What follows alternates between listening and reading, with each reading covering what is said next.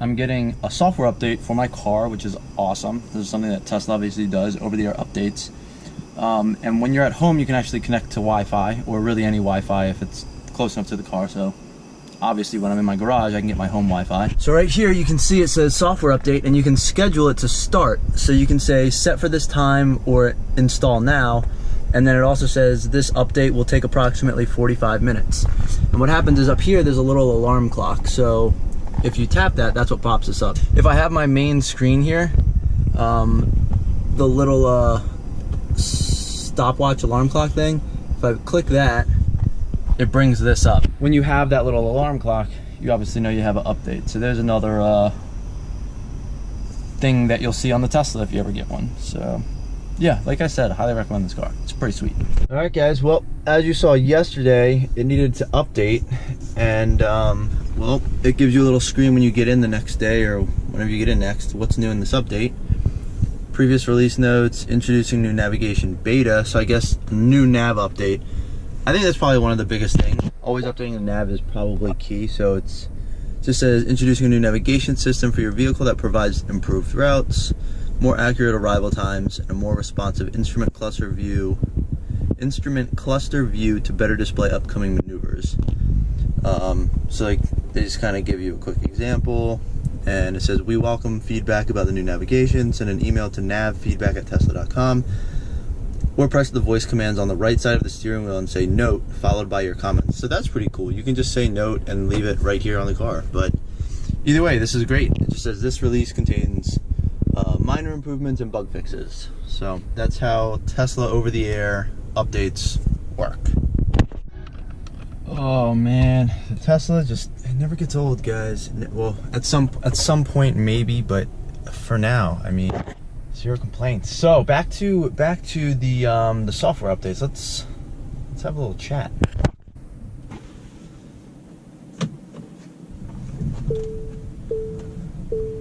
All right. Well, hopefully that angle is decent for you guys. Anywho, so talking about software updates. So I think it's fantastic that they can just push those updates, make the nav better, you know, do tweaks with how apps look or I guess behave.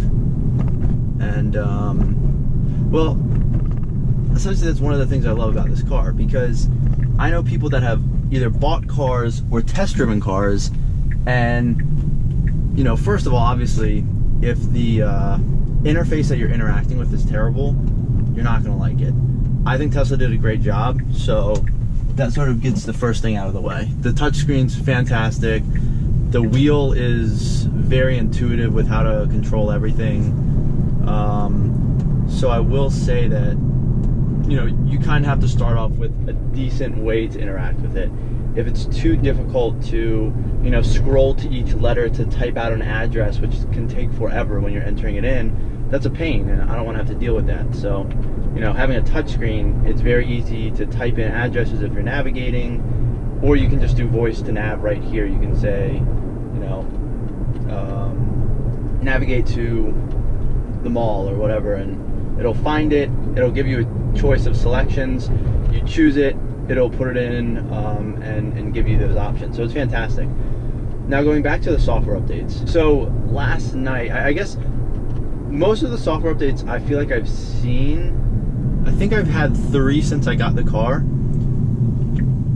I don't know if all of them were exclusively nav updates, but I know that they had nav in them, because I do remember that, because I know that the first road trip I took, which was I think 4 days after getting the car, I drove all the way up to Connecticut and back in one day, and the nav and navigating me to superchargers was a little wonky, to say the least. I think I mentioned this in another video, but I'll say it again. I was on 95 North, and there's a supercharger about 3 miles ahead of me on one of those exits on 95 in New Jersey, where it's like the because you're on the turnpike and you have to pay a toll to get on and off, they have like rest stops that are literally like right on the highway. It's just kind of like an off ramp.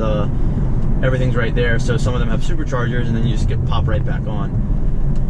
So for me, I was like, oh, you know, it should be like right ahead. What's it telling me to do? And I looked at it, and it was telling me to pass the rest stop, take one of those like butterfly exits, get off the highway, get back on the highway, drive back south for 3 miles, get off the highway, get back on the highway, and then go up and take the exit to the supercharger. And I was like, it's literally telling me to go in a circle on the highway to get back to the supercharger. It made 0 sense. So that was one of my first issues with the car. I was like, well, clearly the nav's not going to be that great. But since then, the road trips I've taken, you know, whether it's directing me to superchargers or just getting me somewhere, has been pretty good. The time is definitely more accurate.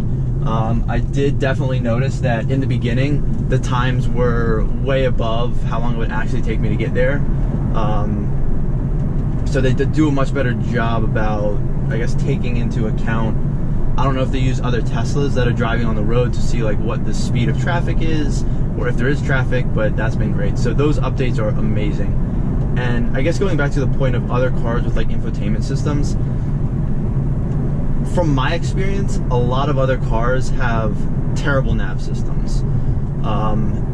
And I know that most people, even myself, I still use Waze and my phone to navigate because it's just better.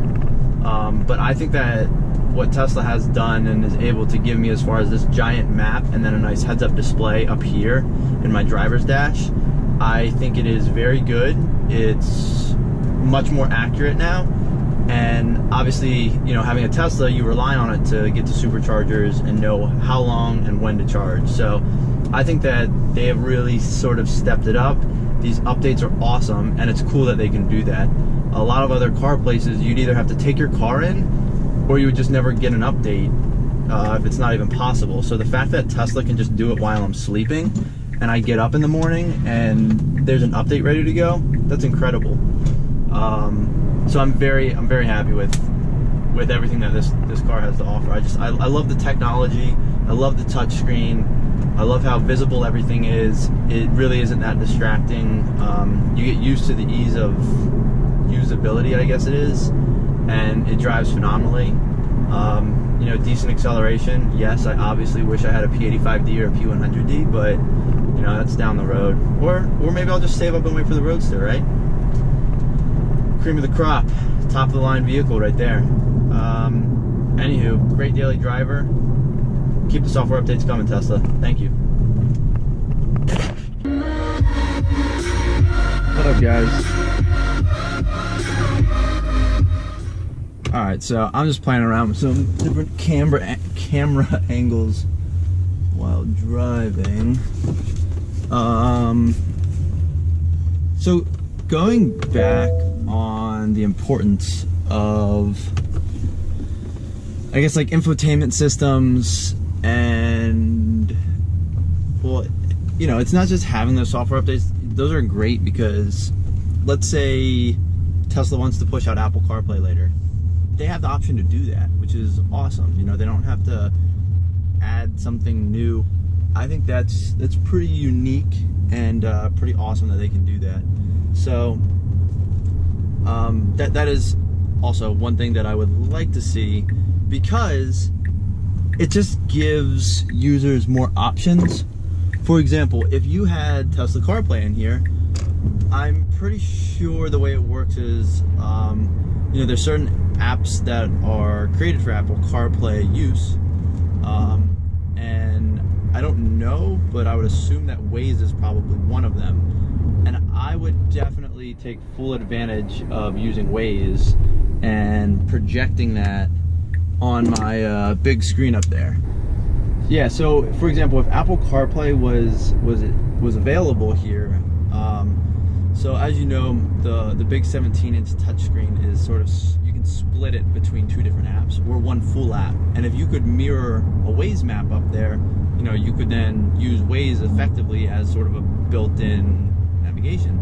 So that's kind of neat too, because then you don't have to like look down at your phone to see if there's cops or hazards on the road or whatever. It has that, you know, nice feature of sort of crowdsourcing and sharing information about police, hazards on the road, traffic, all of that good stuff. So you know, it'd be cool to have that, and I think at some point Tesla could probably do that, is my guess. I don't necessarily know though, but that's my understanding. Other things though, for example, the brand new Jaguar F-Pace, when it came out in 2016, might have been 16, 15 or 16 I think is when it came out. I know someone that pre-ordered it before actually using it. They had a Range Rover Evoque before that, and Jaguar Range Rover, same company obviously. Some of the stuff is the same inside. They have the twist knob to change gears, but the problem is that system is terrible. Jaguar even knows it. The person that owns the car, they have taken it into the shop multiple times because their phone will randomly de-pair from the system. Now I also don't know if that's an Android versus Apple thing. They do have an Android, and I think that Jaguar even knows that their system is not optimized and doesn't work perfectly with Android. So I mean, that's just poor planning. Like, you know, the two big cell phone manufacturers, makers, whatever out there, the two main operating systems are Android and iOS. Like, your car should be ready to handle either of those, and if it's not, that's already an issue. You know, from my experience, I obviously have iOS, so I can't speak for Android, but my Apple iPhone, super simple to pair day one, and I've never had any issues with it since then. It's great too because you can actually pair a phone while the car is moving. That is it's a real pain in some cars, because once you start moving, if you want to play music through somebody else's phone, you can't do that. So I'm pretty sure you can pair a new phone while moving, because I'm pretty sure I did it on the last road trip. Chelsea set her phone up to play some music in this one area in North Carolina where we didn't really have any service. So obviously for Slacker radio, which is another awesome thing that Tesla has, you need service for that. It's like satellite streaming radio. If there's no 3G service, it can't connect to whatever the Slacker servers are. So yeah, but anywho, yeah, like I said, I haven't really had any complaints. There's been 2 or 3 times, just a handful of times, where the screen will freeze on me, or it's really laggy, and I obviously quickly Googled and found out that you can just reset the system by holding down the 2 scroll wheels on the handle, or on the steering wheel. If you hold down the 2 scroll wheels, the screen will eventually turn black, and then it'll reset and turn back on with the Tesla logo, and then restart everything. So it's really simple, does not affect driving. It's a completely different like computer and system than what is driving the car. They're completely different systems, so you don't have to worry about, you know, if someone were to get into that system or that system were to fail. The driving system, I think they kept it as simple as possible, and it only does the driving. So it is nice that Tesla thought of that. So, you know, your car's not restarting in the middle of the highway and suddenly your tires lock up or something. I don't know, but that's also awesome. So, you know, as far as Tesla coming out with these cars in 2012, I still think this technology is some of the best in the business right now. I know Audi has a sick heads-up, like, well, not heads-up, it's just like their whole driver's dash can be turned into a navigation display, and I think they use like Google Maps, which is pretty much the standard. Tesla uses Google Maps, and you can see everything right on the actual driver dashboard, which is pretty sweet. But you know, Tesla does have an actual heads-up map as well on the driver's dashboard, so that's cool to have. Not as much functionality. You can't move things around on here. You have the speedo fixed in the middle, and then 2 apps on each side. I think it's a pretty good setup. Don't really have any complaints there, and I like it, so I'm happy with it. Anyways, that is my rant for the day on Tesla software and the infotainment system. So thanks for watching, guys.